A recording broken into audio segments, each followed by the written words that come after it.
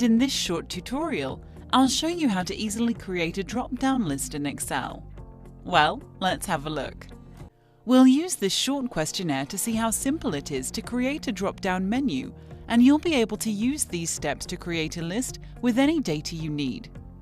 First, we'll have a look at how to create a longer drop-down list with more options.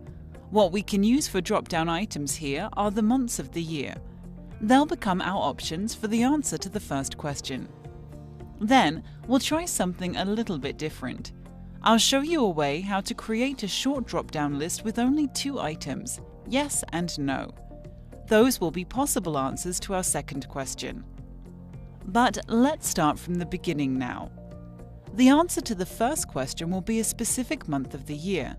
So if you want to make a drop-down menu with more options, it might be a good idea to create the list somewhere else, for example, in a different spreadsheet. I myself added a new spreadsheet, named it Months, and made a list of months that will be used for our drop-down menu. Now, we'll click back on the spreadsheet questionnaire and create our first drop-down list. Click into the cell in which you want to create the drop-down menu. Then click on the tab Data, go to Data Tools, and select the option Data Validation.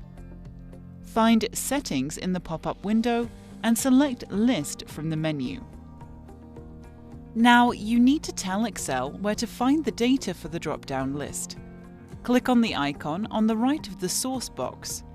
Here we'll click through to the spreadsheet Months and select all months we want to include in the list.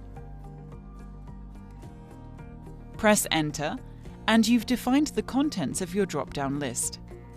Click on OK, and you're done.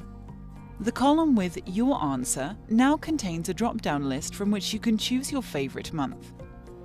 As soon as you create the list, you can pick only from the options you've defined. If anyone tries to type in a different option, Excel will not allow it. Well, let's move on and see how to create a short drop-down menu made of only 2 options.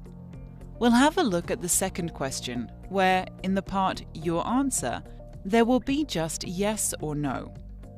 As you already know, the first step will be selecting the cell in which we want to create the drop-down list. Then we'll click on the Data tab, go to Data Tools, and find Data Validation. Again, we'll select the List option, but now we'll just type into the box 2 words, yes and no, separated with a comma. When both options are in, click on OK, and the job is done. The simple drop-down list has been created. If you want to know how to edit the drop-down menu, change the options, or remove the list completely, watch our next video tutorial.